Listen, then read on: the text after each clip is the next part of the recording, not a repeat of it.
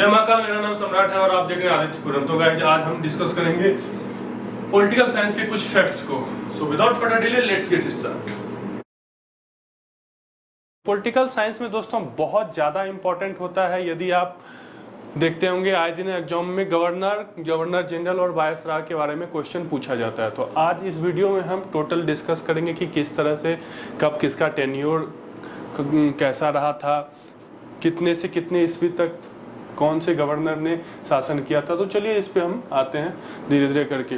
तो सबसे पहले हम डिस्कस कर लेते हैं गवर्नर जनरल एवं वायसराय के बारे में। ईस्ट इंडिया कंपनी का कार्यकाल का संचालन जो है 1772 ईस्वी तक बंगाल के गवर्नर के द्वारा किया जाता था। ईस्ट इंडिया अंग्रेजों के द्वारा भारत में स्थापित की गई कंपनी थी, जिसे कि पहले व्यापारिक स्तर पे अंग्रेजों ने यहाँ पे लॉन्च किया था। उसके बाद धीरे धीरे जो है वो प्रशासनिक मामलों में भी हस्तक्षेप करने लगी।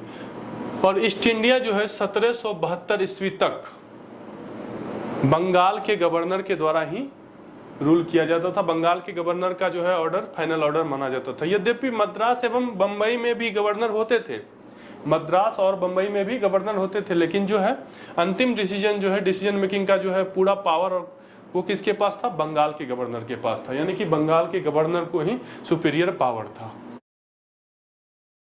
Thank you guys. तो आइए अब आगे बढ़ते हैं। तो 1772 ईस्वी के बाद बंगाल का गवर्नर जनरल हो गया। मतलब देखिए 1772 के बाद क्या आया? 1773 में एक एक्ट आया जिसको हम लोग कहते हैं रेगुलेटिंग एक्ट। रेगुलेटिंग एक्ट आने के बाद उसमें जो है बहुत सारे प्रोविजंस थे। उस प्रोविजन के तहत ही जो है बंगाल का जो गवर्नर था बंगाल का गवर्नर, उसे गवर्नर जनरल की उपाधि दी गई। अब जो है बंगाल के गवर्नर को क्या कहा जाने लगा?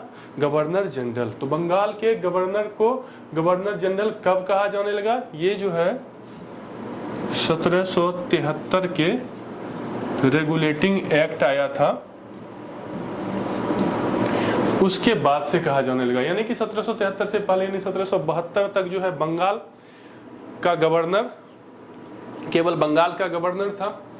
अब क्या हुआ? 1773 के रेगुलेटिंग एक्ट के तहत उसमें जो है एक प्रोविजन जोड़ा गया जिसके तहत कि मद्रास और बंबई दोनों के प्रेसिडेंशियल जो एरिया थे उसको मिला दिया गया। अब तीनों जगह का जो है गवर्नर एक ही हो गया।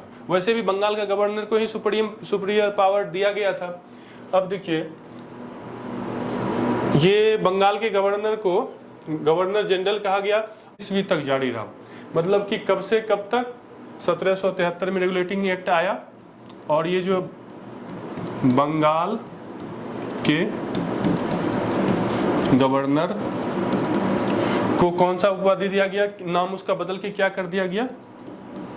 Governor general. और ये कब तक रहा?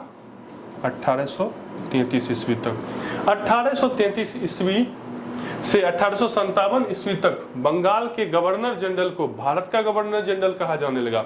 उसके बाद फिर एक्ट आया, फिर जो है और उसके तहत फिर से संशोधन हुआ। संशोधन होके क्या हो गया कि गवर्नर जनरल को भारत का गवर्नर जनरल कहा जाने लगा। यानी कि अब जो है बंगाल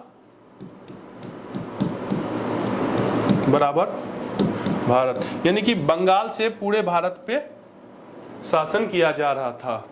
ठीक है, बंगाल को हब बनाया गया एडमिनिस्ट्रेशन का और वहां से जो है मॉनिटरिंग किया जाने लगा ऑल ओवर इंडिया।